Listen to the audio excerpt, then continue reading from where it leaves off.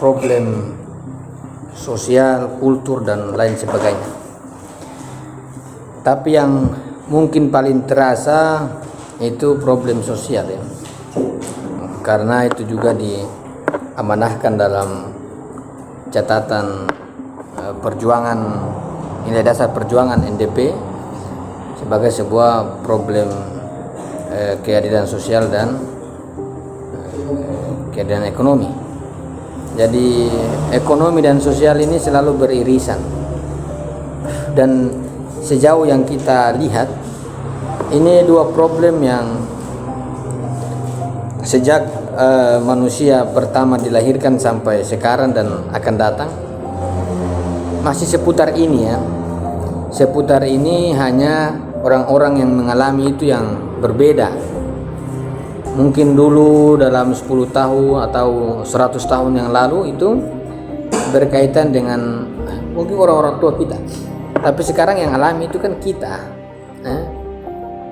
Sekiranya bahwa problem sosial itu adalah sesuatu yang memang rumit untuk diselesaikan, tentu dia juga harus membutuhkan sebuah daya ya, sebuah kekuatan yang juga cukup besar. Kalau memang problem sosial itu adalah problem yang sangat akut di tengah-tengah masyarakat, ekonomi dan sosial, maka seharusnya masyarakat juga punya kekuatan yang setara dengan problem itu. Karena setiap masalah yang ada terkait yang kita hadapi dengan kekuatan, dengan efek yang begitu besar, namun kemampuan manusia dalam meletakkan sebuah perjuangan itu tidak sekuat atau melebihi efek atau problem itu, maka itu akan terpental ya. Dalam analisis politik, analisis ekonomi di media itu selalu melihat, saya kurang tahu sekarang Indonesia ini dia jatuh pada garis kemiskinan berapa. Tentu terserah, pengamat ekonomi mengatakan bahwa ekonomi itu meningkat, tapi yang kita rasakan kan tidak ya. Yang kita rasakan, yang kita alami, mungkin dalam data statistik itu mungkin meningkat berapa persen, mungkin dia meningkat ya, kita kira-kira dalam data itu mereka katakan meningkat. Tapi selain dari data itu, banyak hal yang kita lihat yang mungkin bisa menjadi satu contoh, itu kita merasakan tidak ada sebuah peningkatan. Lantas problem-problem ini kan tidak mungkin kita nafikan ya, tidak mungkin kita abaikan, kemudian kita bergeser menjadi sesuatu yang mungkin utopis, sesuatu yang bagi kita menguatkan diri kita dengan semacam dogma bahwa urus diri masing-masing saja ya. Tentu kalau perkataan-perkataan itu muncul, maka sebuah eksistensi kemanusiaan bahwa kita sebagai makhluk sosial itu tidak berarti. Kalau memang sebagai sebuah problem yang penting dan itu bisa merusak ya, bahkan seringkali dikatakan bahwa kemiskinan itu mendekati kekufuran. Orang-orang yang miskin itu, orang-orang yang fakir itu mendekati kekafiran. Jadi fakir dan kafir itu dekat ya. Fakir dan kafir itu dekat. Jadi orang-orang yang miskin itu, orang-orang yang kafir itu kebanyakan orang miskin. Orang-orang yang kafir itu kebanyakan banyaknya orang miskin, baik miskin secara material maupun miskin secara batiniah. Itu kebanyakan orang miskin ya. Misalnya kita seringkali melihat orang berpindah agama karena hanya satu dos mie. Dusmi artinya pertukaran keyakinan dengan dasar itu. Di sini kita memiliki sebuah kesadaran akan hal itu, maka sebuah pergerakan itu harus diletakkan dalam sebuah kekuatan daya ya, daya bagi kita untuk meletakkan sebuah perjuangan. Sebagaimana tadi mungkin dikatakan dalam filsafat pergerakan, pasti orang bergerak ya. Namun salah satu berkaitan dengan kita ya, berkaitan dengan kita, berkaitan dengan kita. Kalau berkaitan dengan orang lain itu, tapi ini berkaitan dengan kita, berkaitan dengan kita. Kalau berkaitan dengan kita, maka perjuangan itu pasti mau tidak mau itu berkaitan dengan sebuah teori kesahidan, atau kita mengatakan itu semacam sebuah teori martir, ya. Teori martir, teori kesahidan, atau teori kematian. Itu hal yang menjadi niscaya, ya. Bahkan ada ungkapan orang mengatakan bahwa aktivis tanpa memahami teori kematian itu bukan aktivis. Aktivis yang tidak punya nalar kematian itu bukan aktivis. Teman-teman disogok 2 kali langsung goyang. Aktivis bisa dimana? Bisa saja orang mau aktivis kiri, aktivis kanan juga tidak masalah. Tapi yang membedakan kita dalam melihat pergerakan, terutama bernalar keislaman, itu adalah kematian. Kata Sayyidina Ali, orang yang paling bodoh, paling jumud untuk bisa membuat dia sadar cuma ini, kasih ingat bahwa dia mati. Kata Sayyidina Ali begitu, bahwa orang yang paling jumud, paling tolol, paling lah ya, paling itu kalau memang dinasihati tidak pernah sadar, cukup saya kasih tahu dia bahwa mati itu nyata, mati itu nyata. Kalau memang dia tidak sadar lagi, itu keterlaluan. Itu pasti sudah jadi apa ya? Batu, ya, batu. Kalau orang jumud, tolol, yang di bawah-bawah itulah standarnya paling bawah. Kalau kita bicara nasihat juga dia sudah tidak mempan di hatinya. Menjelaskan secara rasional juga tidak mempan di akalnya. Salah satunya adalah kematian. Kenapa kematian? Karena kematian itu dia berdasarkan ada unsur psikologis, ya. Psikologis. Kata Ayatullah Mutahari, kematian itu adalah obat gangguan kejiwaan. Kalau orang-orang yang nihilisme, orang-orang yang tidak jelas arah hidupnya, siapa namanya ini depannya? Mundo, ya, contoh. Itu perbanyak ingat mati. Dia akan jelas hidupnya, jelas. Karena seringkali kita tidak terarah itu, seringkali biasanya gangguan psikologis. Dan kematian itu adalah obat psikologi yang paling murah. Tinggal teman-teman datang ke kuburan, oh saya besok begini, pasti gangguan psikologi pasti berbalik, ya, berbalik itu. Saya kemarin misalnya ke Solo, ada latihan mandi jenazah. Saya baru kepala, kenapa bisa begini, ya? Mandi jenazah, manusia dikasih mandi, kemudian dikafankan, dikasih masuk apa namanya itu? Kafan di sini, kemudian dikemput, kemudian dimasukkan di kubur. Ini betul, ini besok mati begini. Artinya bahwa kematian itu nyata. Mau kau percaya atau tidak, itu nyata memang. Mau kau bilang mati itu tidak nyata, mati itu tidak, makan dulu. Ya, teman-teman ya, makan. Saya sudah makan. Biasanya kalau orang yang jarang bersedekah itu lupa mati, atau panitia yang menyimpan makanan itu biasanya seringkali lupa mati. Dan seringkali memang kasih ingat kematian bahwa ini kematian. Jadi kematian itu kita tolak atau terima, pasti kenal itu, yang disebut kematian itu pasti kenal, masuk gitu, ya. Kalau kematian ini sebagai sebuah fakta itu terjadi, maka tidak mungkin kita lari.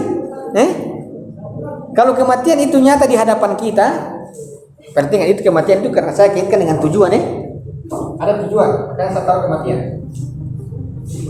Ada tujuan ini, saya mau taruh tujuan. Ada tujuan. Jadi kematian itu fakta, itu tidak bisa ditolak, fakta. Kalau memang dia itu adalah sebuah fakta, maka satu hal yang menjadi pertanyaan, kita mau apakan fakta itu? Karena itu kita dapatkan dan kita alami. Tidak mungkin orang lari, kan? Kunci itu. Tidak mungkin orang lari, itu yang disebut mati, tidak mungkin orang lari. Sampai kamu lari dimanapun itu kamu akan dapatkan itu. Kalau kita mengatakan maut itu dimanapun masuk ya. Mau kau di bawah tempat tidur itu dia akan sapa, assalamualaikum. Mundo. Dia akan sapa. Jadi kalau kita bilang adakah sesuatu yang kita bisa lari dan lolos, mungkin ada. Tapi kalau kematian dimanapun Anda lari, di situ kan dapat ya. Nah, karena kematian adalah maju kena, mundur kena, di semua lini itu ada. Kalau kita bahasa kasarnya, mungkin sekarang itu maut sudah mengawasi kita, lihat. Tinggal siapa yang duluan saja kok ya. Tinggal siapa yang duluan. Kan percuma kalau aktivis itu mati cuma-cuma ya. Percuma aktivis itu mati di tempat tidur. Percuma aktivis itu mati di tempat tidur sambil menghisap rokok, kan percuma. Percuma karena apa? Karena kematian dia itu menjadi masalah kehidupan sosial baru. Artinya mati itu sudah pasti kita mati. Saya dan teman-teman pasti mati. Namun yang kita cari ini kan mati yang berarti. Kalau ada orang mengatakan kamu jangan dulu mati, nanti sosial tidak akan baik.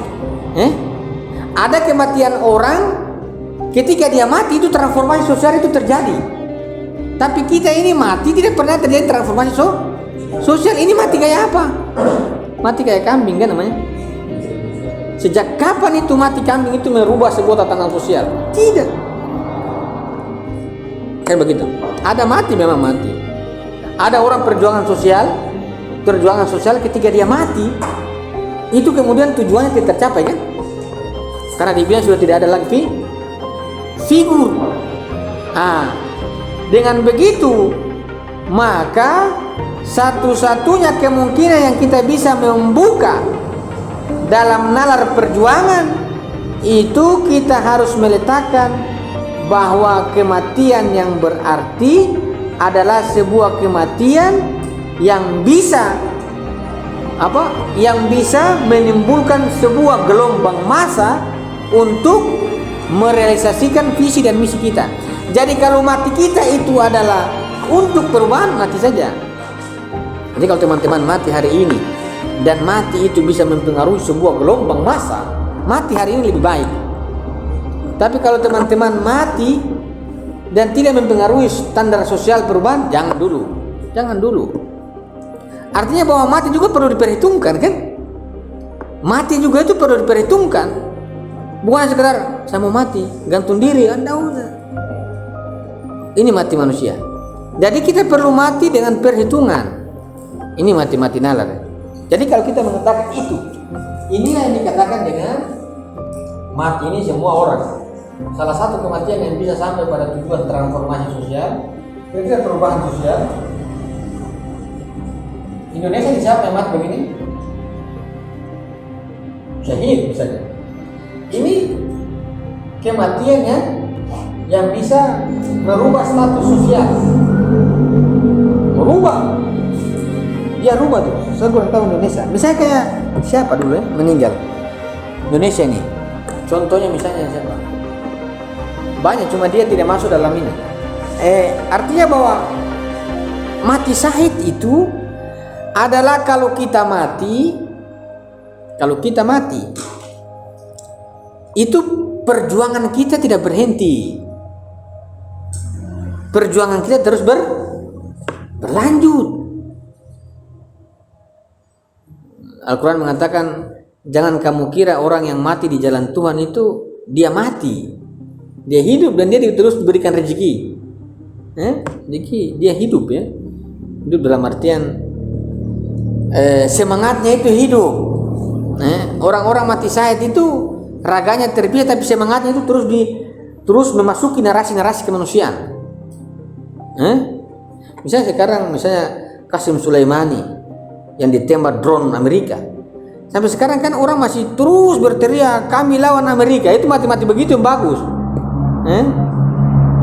Jadi sudah mati orangnya, tapi semangatnya itu masih masuk. Ini yang mati-mati yang perlu begini. Yang disebut dengan mati yang memiliki efek sosial. Kalau kita mati tidak punya efek sosial, ini disebut dengan bencana. Mudah-mudahan kita tidak sampai begitu. Ada kita mati, kita punya kuburan juga sampai apa namanya? Rumput itu naik tinggi-tinggi kan? Ada kan? Coba teman-teman pergi cari kuburan.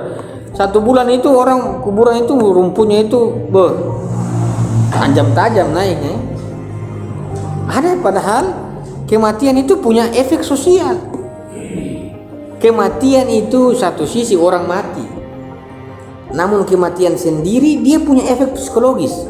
Tadi yang saya katakan, kalau dia punya efek psikologis ya, misalnya mundo mati. Ini contoh, mundo yang lain bukan mundo ini.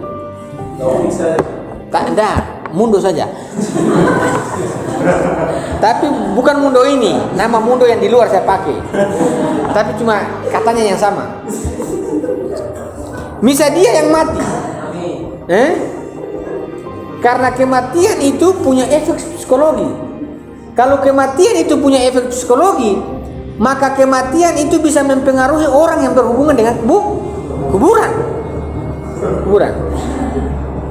ya. Karena kematian itu punya efek psikologis, maka barang siapa yang lewat kuburan, yang berziarah lihat kubur, itu akan mempengaruhi tatanan kesadarannya. Psikologis. Jadi kalau teman-teman itu memang sudah terlalu kepala batu, cepat ziarah kubur sedikit, kasih lembut hati ya. Ini efek psikologis. Jadi kuburan sebagai sebuah basis psikologis massa itu bisa ditransformasi menjadi sebuah gerakan sosial. Jadi kalau teori-teori Marx sekarang sudah tidak berlaku, teori-teori Max Weber juga sudah tidak. Sekali-kali teman-teman menjadikan kuburan sebagai teori sosial. Kuburan ya. Misalnya contoh, Gus Dur saja satu bulan Gus Dur ya, dia punya penghasilan kuburan itu 1 miliar. Orang ziarah itu sumbang itu 1 miliar. Kemudian dia rencanakan sekarang mau buat kampus. Itu cuma 1 bulan 1 miliar. 1 miliar. Orang-orang mati begini kan bagus, bermanfaat bagi sosial. Kita ini mati, orang sudah tidak lihat, tali pocongnya dicuri. Sial ya. Sial semua. Nah, jangan kita hidup dulu memang ini sebut dengan masalah ya. Kita mati sudah tidak bermanfaat bagi sosial, kasih susah orang lagi. Iya, lihat Gus Dur itu. Lihat Gus Dur. 1 bulan itu 1 miliar pendapatannya. Kuburan itu punya pendapatan. Kemudian membiayai orang sekolah, beasiswa. Kan bagus ya? Kuburan. Kalau Imam Khomeini dia punya kuburan, itu bisa membuat bandara internasional. Uang kuburan itu. Orang ziarah ya, menyumbang. Kalau dia menyumbang, sebenarnya orang yang mati itu secara kasar mata selesai. Tapi kan ada pesan yang hidup terus kan, yang dihidupkan terus dengan duit itu. Jadi masih ada orang yang mati itu masih berhubungan dengan orang-orang tertentu. Artinya apa? Kalau kita berhubungan dengan orang meninggal, itu bukan berhubungan dengan masa lalu, tapi berhubungan dengan masa depan. Jadi kuburan itu adalah orientasi sejarah masa depan, bukan masa lalu. Jadi kalau teman-teman punya konstruksi nalar, punya orientasi hidup tidak jelas, ke kuburan cepat-cepat. Oh, masa depan saya begini. Jadi kematian itu, kuburan itu yang kita lihat, itu adalah sebuah tanda adanya masa depan. Kenapa orang mau berziarah di Nabi? Kenapa coba? Karena masa lalu tidak. Kenapa orang itu berziarah di makam-makam para wali ya? Kenapa? Karena hanya kuburan begitu? Tidak. Karena ada masa depan yang mau disambungkan oleh mereka. Ada narasi yang terputus yang mau disambungkan oleh generasi sekarang. Maka bagaimana kita mau bagaimana generasi sekarang mau menghubungkan masa depan, sedangkan orang ini sudah meninggal, kan? Kalau misalnya ada via, saya berdiskusi bagaimana via kita membangun orientasi, kan bisa kalau masih hidup. Tapi kalau mundonya sudah tidak ada, bagaimana kita mau menarik gagasan yang ada di benak mundo untuk bertarung dalam mengambil sebuah tujuan transformasi sosial, kecuali satunya kuburan. Maka di kuburan itu ada masa depan sosial yang kita harus lihat. Seperti saya. Jadi kuburan itu tidak sekedar nisan tumbuh, astagfirullah siram begitu, tidak. Dia sebagai barang mati ya. Namun perhatikan, dia sebagai sebuah gagasan sosial. Dia punya orientasi sejarah yang jelas, kuburan. Jadi Islam begitu, betapa Nabi punya makam dilindungi ya. Nabi. Kita berbicara dengan Nabi sudah tidak kan? Kapan teman-teman? Karena kita beda zaman. Maka salah satu yang bisa menghubungkan gagasan kenabian sebagai sebuah orientasi sejarah dengan kita, salah satunya kuburan. Kuburan itu ada efek psikologi takut mati. Yang kedua, dia punya efek gerakan. Karena apa? Karena ada orientasi sejarah. Jadi saya tidak pernah yakin kalau orang tiap hari ziarah itu jiwanya tambah buruk dan akalnya tambah bodoh. Saya tidak yakin itu. Karena dalam ziarah tentang kuburan, psikologi makin matang, akalnya juga makin terkoneksi dengan masa depan. Maka gerakan meletakkan gerakannya sebagai sebuah individu maka makin kuat. Makanya saya sering merencanakan ini mau tulis kuburan sebagai teori sosial modern. Iya, sosial modern ya. Sekarang ini kan kalau kita ajak orang, ayo pergi bergerak, fulus, bayar. Ayo kita pergi bertarung, panik ya. Kalau kuburan dia sebut teori sosial, kenapa dia sebagai sebut teori sosial? Karena kuburan itu bisa menyuplai kesejahteraan, sebagaimana almarhum Gus Dur, orang ziarah Wali Songo kan. Coba teman-teman lihat kuburan para wali. Di samping-samping kuburan itu kan ada ekonomi muncul. Ya? Ada ekonomi. Kita hidup di rumah kita tidak ada ekonomi muncul. Ya, sebenarnya yang mati siapa? Kalau para wali di kuburannya di samping mungkin 50 meter dari itu ada ekonomi, orang jual apa tasbih kan? Artinya menghidupkan masyarakat. Coba kalau lihat Mundo hidup saja tidak bermanfaat bagi sosial. Sebenarnya yang mati siapa? Mundo atau orang dalam kubur? Pasti Mundo yang mati. Karena dia tidak punya efek sosial kan? Efek sosial. Jadi kita ini seperti mayat hidup ya. Allahu Akbar, benar orang mati. Jadi makanya kenapa orang-orang yang memiliki watak hegemoni itu seringkali takut di dalam kuburan-kuburan orang-orang yang berpengaruh, karena dia akan menghidupkan massa. Makanya mau diputuskan rentetan narasi sejarah dengan kuburan itu diputuskan supaya generasi sekarang tidak ingat lagi masa depan. Dengan begitu anjloklah budaya. Putuskan itu generasi. Kalau mundur tidak masalah. Cara memutuskan generasi dengan masa depan itu larang orang pergi ziarah kubur. Selesai itu, generasi masa depan hilang. Dalam teologi saya tidak bahas itu. Dalam segi sosial saja. Karena selagi dia masih bermenziarah dengan makam-makam orang besar, maka di situ akan timbul sebuah gerakan evolusi yang makin kuat. Karena apa? Karena akan terstimulus psikologi dia dan akan terklarifikasi apa sebenarnya menjadi tujuan dia hidup. Ya, itu. Kalau kubur-kuburan orang-orang penting juga kita sudah tidak ziarahi atau diputus. Ada sebagian orang yang mau bom-bom kuburan. Jadi kuburan sebagai sebuah fakta yang dihancurkan. Tapi perhatikan, ada pesan kuburan itu pesan yang paling nyata. Kalau teman-teman amati, Cuma saya kurang tahu kenapa Indonesia ini tidak pernah meneliti kuburan. Kalau teman-teman lihat Wali Songo, itu misalnya Sunan Kalijaga, semua lah. Kalau teman-teman keliling Jawa itu ekonomi muncul ya, menghidupkan masyarakat. Sudah mati, tapi masih bermanfaat. Berarti apa? Berarti orang yang meninggal juga dia masih beraktivitas ya. Dia masih beraktivitas. Buktinya itu, dia masih menghidupkan. Nah, kematian itu bukan akhir dari perjuangan. Kalau dengan demikian begini, orang-orang begini kayak kita ini, kayak Mundo ini yang akhir dari perjuangan, tidak berdampak. Masuk di satu organisasi tambah hancur. Ini sebut apa? Ini mati ya. Mati namanya. Tidak ada aktivitas jiwa yang bermain. Orang-orang mati kan begitu ya, masih hidup, masih bertransformasi dalam ekonomi. Artinya bahwa kematian itu bukan akhir dari sebuah perjuangan.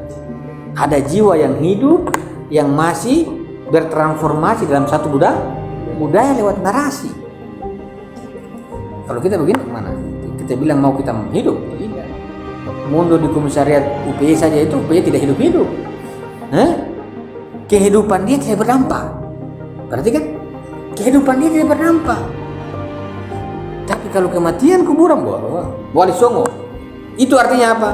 Bahwa kematian itu yang disebut dengan pengaruh sosial itu orang syahid. Apa tuh yang dimaksud dengan syahid? Kematian syahid itu apa? Syahid ini kan artinya apa?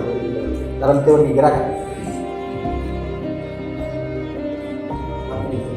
bangkit, bersaksi. Itu syahid itu begitu. Syahid, artinya itu bangkit, bersaksi, syahid. Jadi syahid itu adalah orang yang bersaksi. Maka orang yang mati syahid adalah orang-orang yang bersaksi bahwa kehidupan itu memang zalim. Jadi kematian dia itu adalah sebuah kematian kesaksian dia terhadap sebuah problem sosial yang tidak berakhir dari sebuah ketertindasan oligarki dan lain sebagainya. Maka kematian itu menjadi saksi kenyataan. Saksi ya. Kalau dia itu menjadi saksi, perhatikan. Kalau kematian syahid itu menjadi saksi, bangkit dan bersaksi, maka mati syahid bukanlah sebuah kepunahan. Artinya apa? Orang-orang yang mati begini itu dia akan senantiasa bersaksi bahwa Mundo hidup tidak bermanfaat. Dia bersaksi itu. Kalau saya mati syahid, maka saya akan saksikan teman-teman punya tingkah laku baru bilang, Tuhan, Mundo tidak jelas hidup. Taufik amburadul hidup. Ini mati syahid ya. Mati syahid. Jadi betapa banyak orang yang mati syahid itu menyaksikan teman-teman punya tingkah laku. Karena dia bangkit bersaksi. Oh, ini Mundo ini satu hari tiap hari main game, main gape. Jarang sekali yang kita lihat Mundo itu sesekali dia pegang buku, jarang. Bicaranya iya. Dia bersaksi. Kalau dia adalah bangkit bersaksi, bagaimana bisa kita bayangkan bahwa kematian itu nihilisme? Tidak. Dia bangkit dan bersaksi. Kalau dia bangkit dan bersaksi, apa yang dia saksikan? Kalau dia adalah bangkit dan bersaksi, tentu dia bangkit, dia bersaksi terhadap apa yang dia saksikan. Dan salah satu bentuk kesaksian adalah kesaksian terhadap manusia yang berdiam diri pada sebuah ketertindasan yang akut. Misalnya ini Indonesia contoh saja. Kalau dia sudah tertindas ini dan kita cuma tarik rokok, kemudian buat puisi, tarik rokok, kemudian nikmati secangkir kopi. Ini orang-orang yang punya nyawa ini akan bersaksi, wahai Tuhan. Bahkan orang lain mengatakan, wahai Tuhan, cepat cabut nyawanya, orang ini tidak berguna. Bangkit dan bersaksi misalnya. Bangkit ya. Artinya bahwa kita ini senantiasa diam terhadap ketidakadilan. Kita sudah tahu bahwa ini zalim, tapi kita berdiam diri. Kehidupan manusia demikian inilah yang akan menjadi saksi bagi orang-orang yang syahid. Tapi kalau kita syahid, maka saya akan menjadi saksi bahwa kalian ini munut tidak jelas, Tuhan tidak jelas, memang munut, betul-betul tidak jelas. Karena mereka adalah saksi dari tindakan kita, bahwa kita ini adalah orang-orang yang memutuskan sejarah kemanusiaan. Karena kita yang memutuskan, maka harus jelas dalam teori gerakan sosial pasti ada saksi. Kalau kita punya tindakan, perhatikan, kalau kita punya tindakan itu tidak ada yang menyaksikan, tindakan kita tidak berguna. Misalnya teman-teman berbuat baik, tapi kalau tidak ada yang saksi, tidak berguna. Maka dalam teologi mengatakan Tuhan itu selalu melihat, kan? Selalu melihat bahwa orang berbuat baik, berbuat buruk. Dia menyaksikan, makanya berguna itu tindakan. Tapi dalam teori sosial, yang menyaksikan itu adalah orang-orang yang syahid. Maka tindakan kita itu dinilai berguna. Kalau tidak ada kesahidan, maka tindakan gerakan sosial itu tidak bernilai karena tidak ada yang menjadi saksi. Ini kesahidan.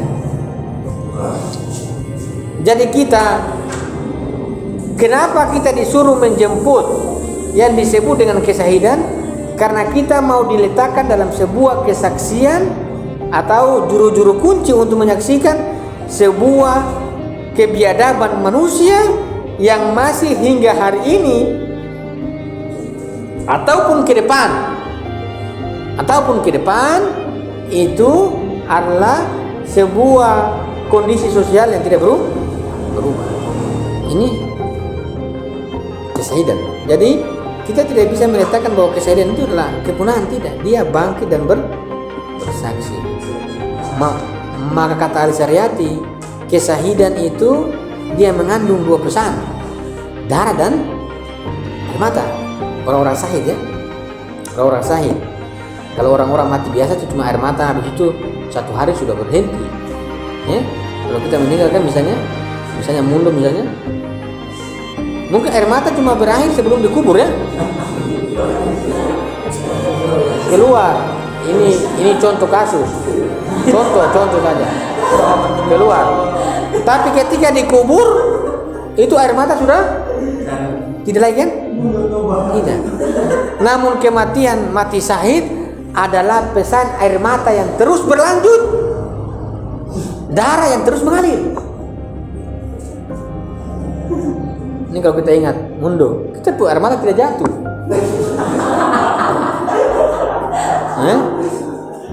Tapi kalau ada orang yang kita ingat karena jasa perjuangannya begitu tinggi, seringkali kita melihat air mata, itu berarti air mata, ketawa. Artinya ini bagi saya bahwa ada darah dan air mata. Darah itu dan air mata dikhususkan untuk apa? Salah satu kekuatan yang paling tinggi, kedua kekuatan itu darah dan air mata itu juga cuma ini sosial. Maka dalam diri manusia itu kekuatan itu yang paling kuat, darah dan air mata. Maka perbanyaklah menangis. Tapi menangis itu tangis yang kebaikannya, bukan tangis keburukan. Tangisilah kebaikan, maka darah akan menghancurkan keburukan. Jangan tangisi keburukan, maka darah akan menghancurkan kebaikan. Maka tangisilah kebaikan karena banyaknya keburukan, maka darah pasti akan menghancurkan keburukan. Jangan kita balik saat tangis keburukan, ya kenapa kau berbuat buruk? Biar saja, itu tidak akan selesai. Namanya ada problem sosial yang buruk, teman-teman tangisi, tidak akan berakhir itu, kan masalah. Tangisilah kebaikan agar kebaikan itu datang sama kita, namun darah kita letakkan pada keburukan agar keburukan itu jauh dengan kita. Ini pesan kesahidan. Darah itu emosi, ya, panas, ya. Makanya orang seringkali mengatakan darah dibalas darah, nyawa dibalasnya nyawa, itu kesahidan. Tapi kalau darahnya mundur, siapa juga mau tuntut balas. Yang ada orang bilang gentayangan, ya. Jiwa gentayangan. Karena tidak ada yang membantu balas, makanya dia balas sendiri. Dia cari siapa yang bunuh saya kan dia capek juga ya, sudah mati masih urus orang hidup. Itu disebut dengan nyawa gentayangan, lama-lama jadi pocong. Nah dia begitu ke Saidan. Jadi ada yang melanjutkan itu ada yang melanjutkan bahwa kematian syahid itu ada pesan air mata, kesejukan ya, air mata, kelembutan. Jadi orang-orang yang syahid dia akan memberikan 2 titah besar, yakni air mata dan darah.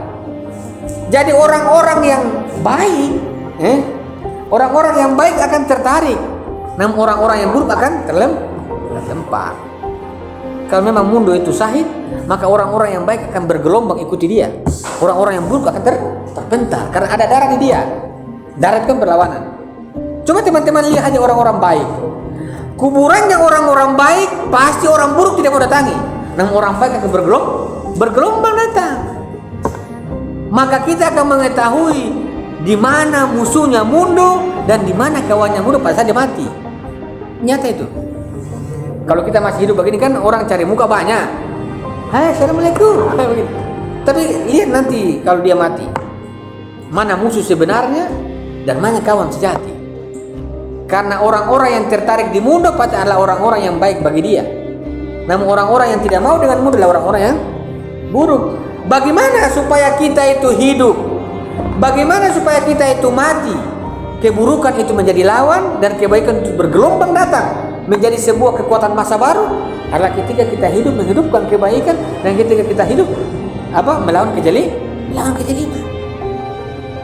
Karena kalau kita hidup tidak demikian, maka yakin dan percaya dalam kematian kita tidak ada gelombang orang baik datang dalam sebuah jumlah kuantitas massa makin hari makin banyak, bahkan makin hari makin berkurang.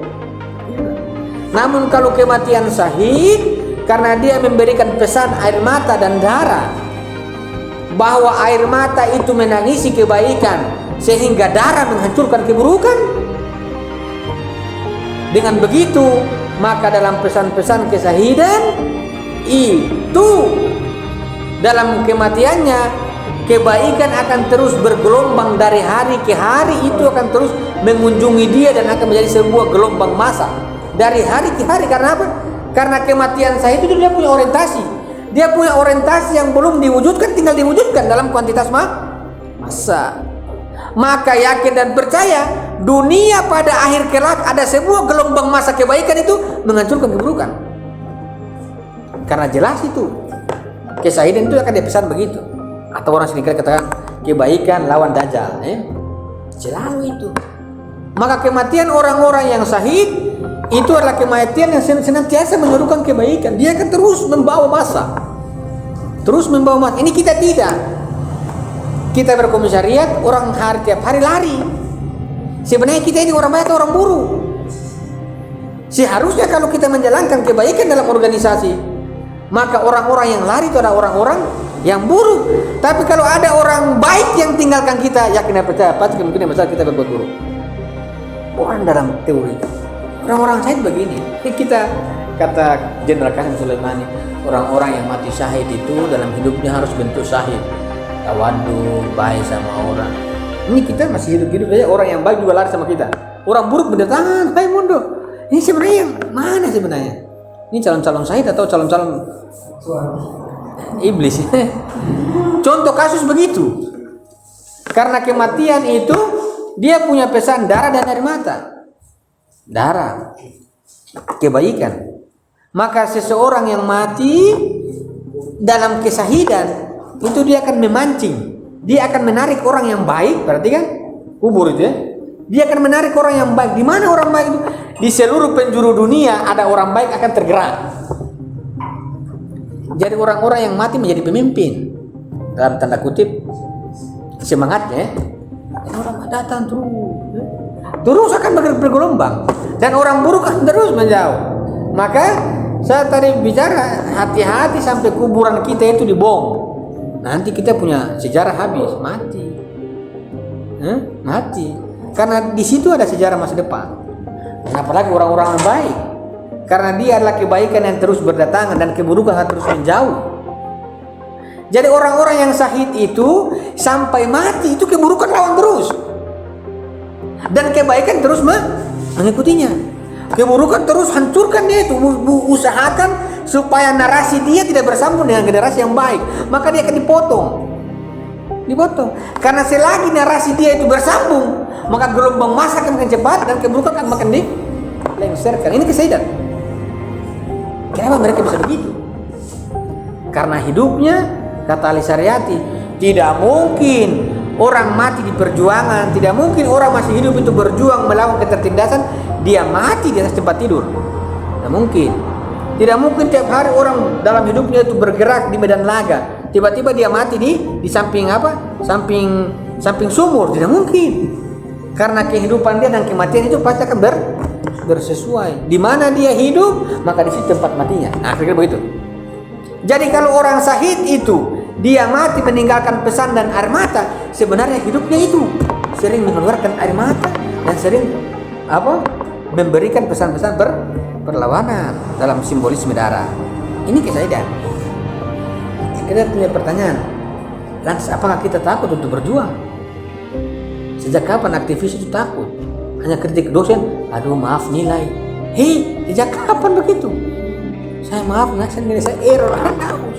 Kalian ingin atau kalian ingin kebaikan dan datang mendatangi kalian? Maaf Pak, saya saya minta maaf, saya hilaf. Aktivis yang pernah hilaf. Namanya kalau buruk ya libas lah ya. Buruk masalahnya. Kalau kebaikan kita libas itu hal aneh. Ini keburukan yang dilibas. Karena ketika kita menghancurkan keburukan, kebaikan akan datang. Kebaikan akan datang. Sampai kapok itu keburukan. Kalau kata Sayyidina Ali, ini kalau dia jalan, itu orang-orang buruk cuma menghindar, tidak berani mendekat. Ini kita tidak, belum berjalan orang datang, ayo gimana? Manusia tahu apa nih? Kalau kita dalam kehidupan itu menegakkan kebaikan, yakin dan percaya orang-orang yang tidak suka kita akan menghindar. Itu apa lagi kan? Namanya orang-orang buruk akan menghindar. Jadi orang-orang yang baik itu akan didatangi oleh kebaikan, orang-orang yang buruk akan didatangi orang-orang yang buruk. Makanya pertanyaan kemudian, sejak kapan? Sejak kapan itu orang-orang aktivis itu takut mati? Sejak kapan aktivis itu takut dalam menegakkan kebenaran? Sejak kapan aktivis itu alasan? Ayo kita rapat, maaf, saya ada begini. Sejak kapan begitu? Karena organisasi adalah sebuah wadah pengamalan untuk menjemput sebuah syahidat. Kenapa Lafram Pane masih diingat? Apakah dia hanya sekedar pendiri? Tidak. Karena dia memberikan sebuah pesan. Coba teman-teman ingat, dari sekian ada 9 orang pendiri himpunan yang cuma diingatkan Lafram Pane. Kenapa yang 9 lain tidak diingat? Apakah mereka tidak berdasar? Berdasar. Tapi kenapa cuma dia yang diingat? Ada sebuah pesan yang lebih dari dia. Ada sebuah pesan yang lebih dari dia. Setiap 5 Februari orang rayakan kan? Rayakan. Nah ini kan rayakan tapi Al-Fatihah, Lafram Pane. Sekali-kali lihat kuburannya. Terutama teman-teman Jogja harus lihat kuburan supaya tahu sadar tujuan HMI di mana. Harus ada ke kuburan dan lihat begini. Kemudian refleksi itu kuburan. Karena ada tujuan di situ. Tujuan masa depan yang dia bentuk. Sekaligus ziarah begitu kan? Karena berhubungan dengan kuburan itu sama halnya adalah berhubungan dan melanjutkan perjuangan masa depan sejarah yang lebih bagus. Otokritik. Kalau kita sudah dinasihati sama senior tidak masuk bawa di kuburan, lihat itu. Supaya ada sontak psikologi, nalar berjalan kan? Kalau antum juga kalian rapat tidak mau, bawa di kuburan, lihat itu kuburan. Lihat kuburan, biar apa? Tersontak kita psikologi, nalar berjalan.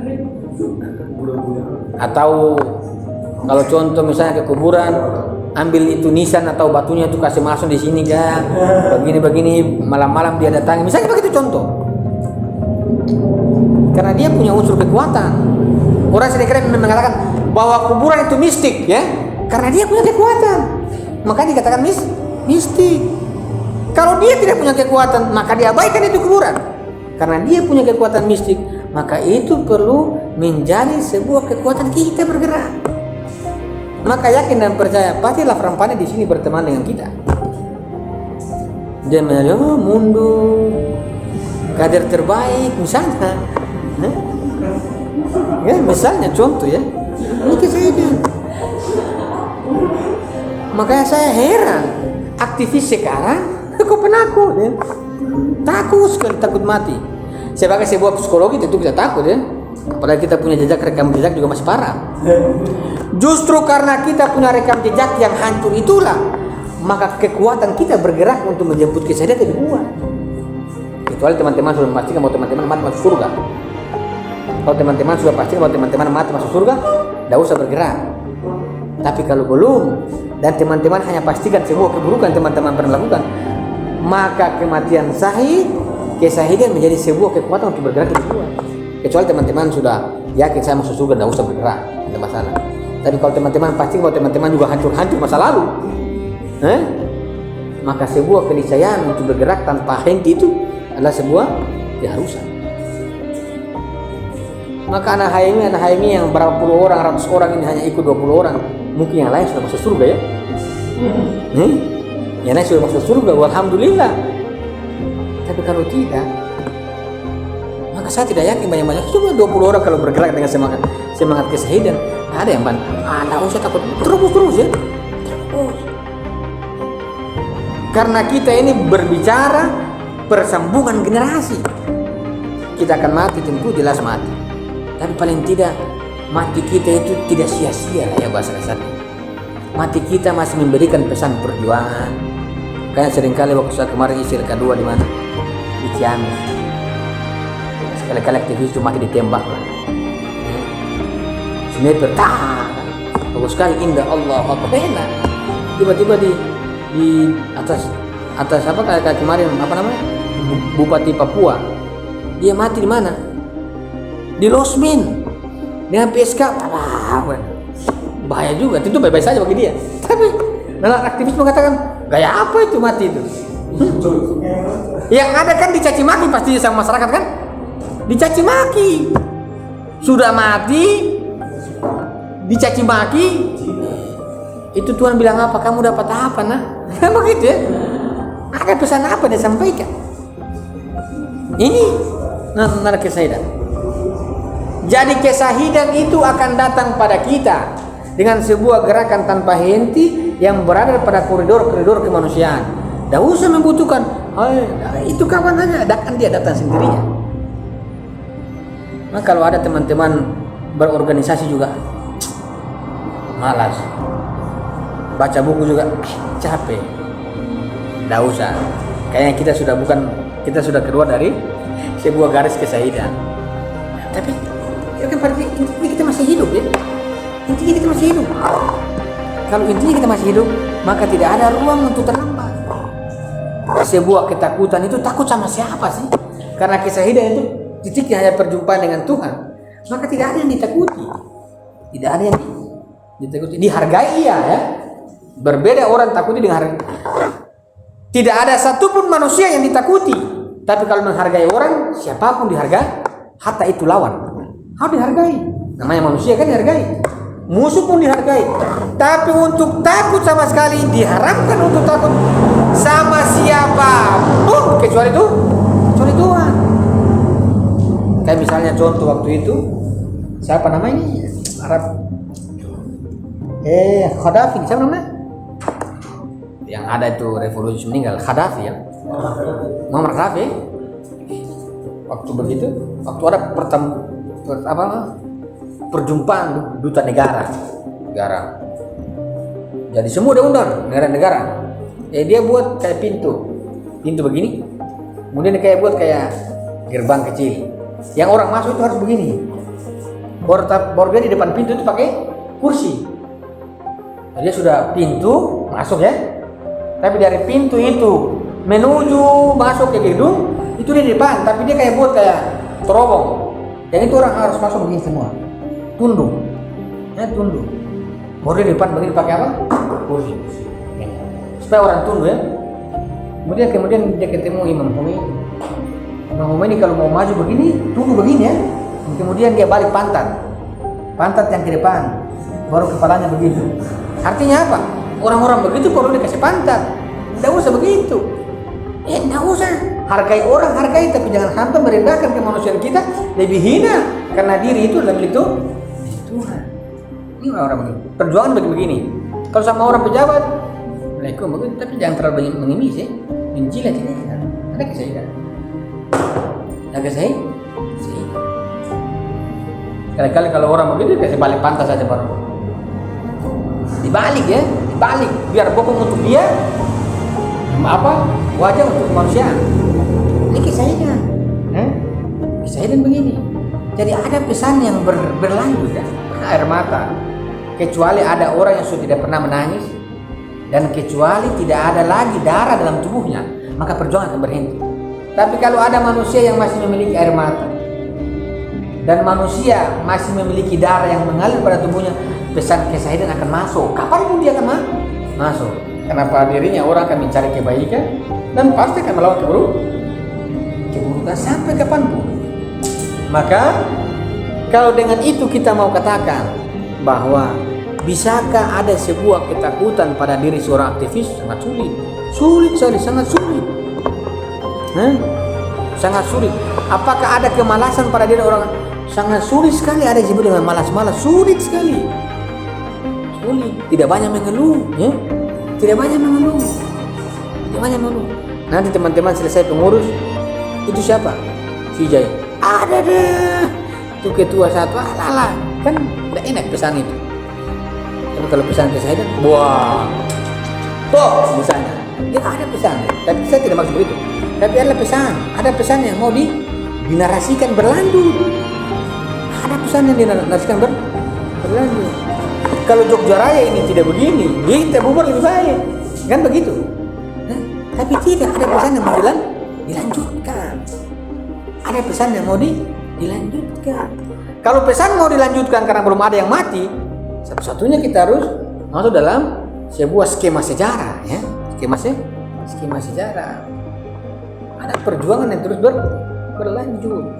Maka saya menjadi heran, makin hari teman-teman makin malas. Saya kurang tahu dari mana itu nalar itu masuk. Secara kematian kita pasti mati. Secara kematian pasti ada pesan yang kita mau tinggalkan. Seringkali bilang wasiat. Ya kita sampaikan apa di generasi ke depan? Orang seringkali mengatakan, nanti kan generasi anak cucu saya menjelaskan tentang saya. Tapi kalau kamu memberikan pesan yang tidak enak, mau dijelaskan, nanti ungkit aibmu kan? Ungkit aib di bawah dapat libas. Ini kan tidak. Kita harus memberikan sebuah cerita dan narasi yang itu berkelanjutan, yang itu baik. Narasi-narasi perlawanan.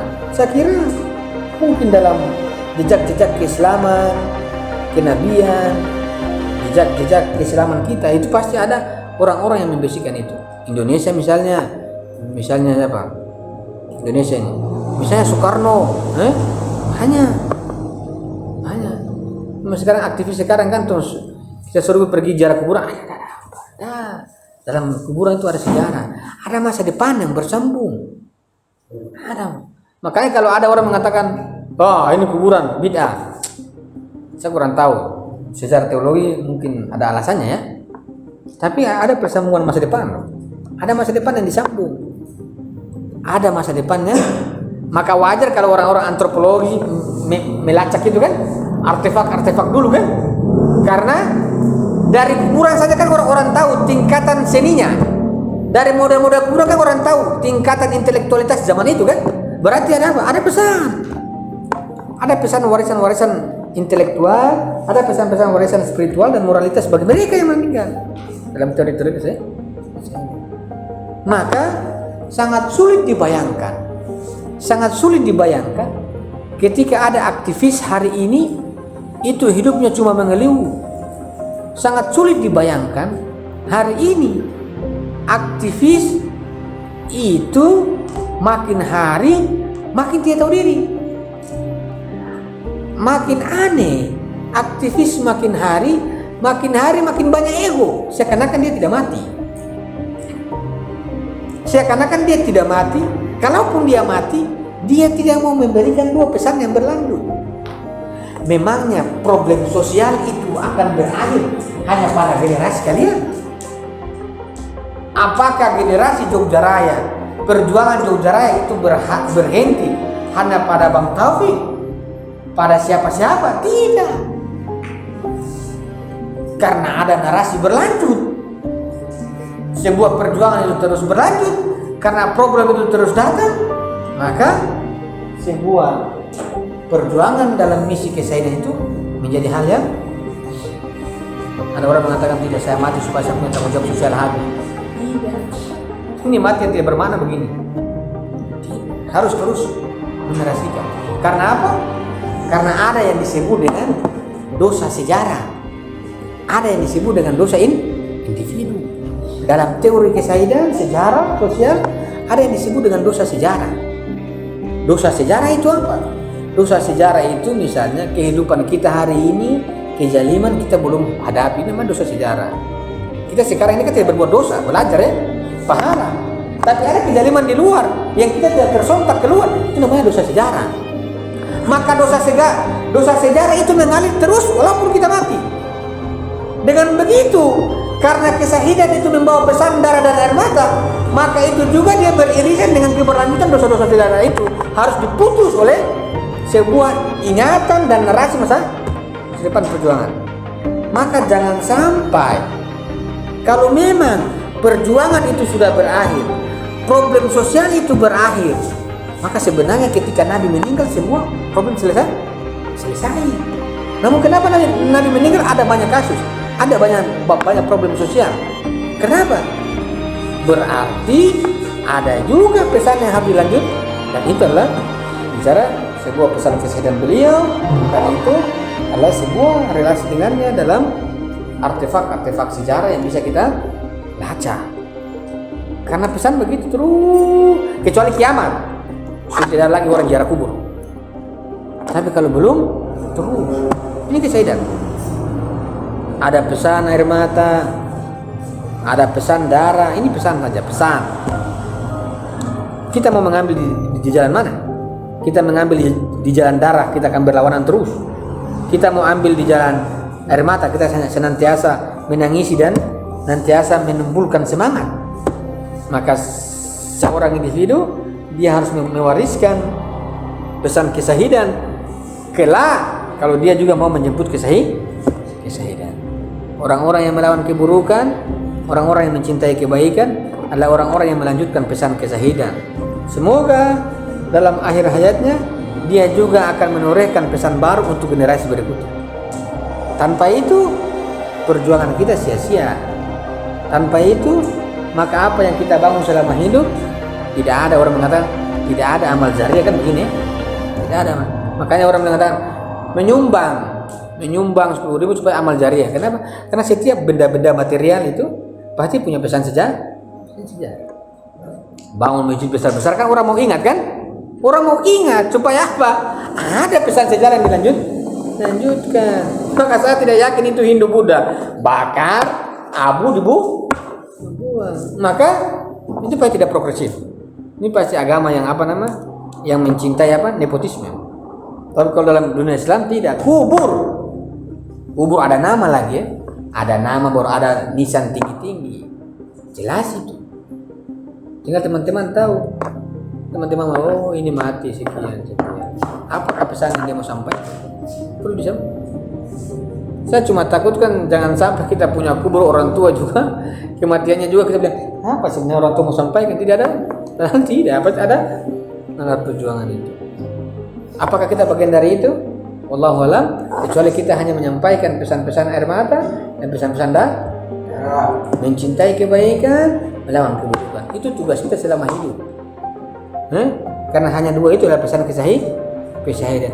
Hidup layaknya orang-orang syahid, maka kematian kesahidan pun akan tinggal teman-teman aja mengatur ritme, maju selamanya atau mundur lebih cepat lebih baik. Jangan maju kemudian mundur, pengkhianat. keluarkan kemunafikan pengkhianat dalam gerakan, keluarkan orang-orang begitu, orang-orang yang merusak gerakan, keluarkan. Karena hidup dalam barisan perjuangan, mati lebih baik, lebih indah daripada mundur dan mundur dalam kemunafikan. Orang-orang yang seringkali membuat gap sejarah itu orang-orang yang hidup dalam barisan tapi munafik. Sebaiknya keluar, karena pesan kebaikan harus dilanjutkan, pesan melawan keburukan harus disampaikan pada siapapun itu. Pesan kesahidan bukan hanya disampaikan kepada kekuasaan, tidak, disampaikan kepada teman-teman kita yang paling dekat. Kamu telah berbuat zalim, tolong hidupkanlah kebaikan dalam dirimu. Karena itulah pesan-pesan kesahidan. Paling minimal itu ya, paling minimal itu. Sekian dari saya. Assalamualaikum warahmatullahi wabarakatuh.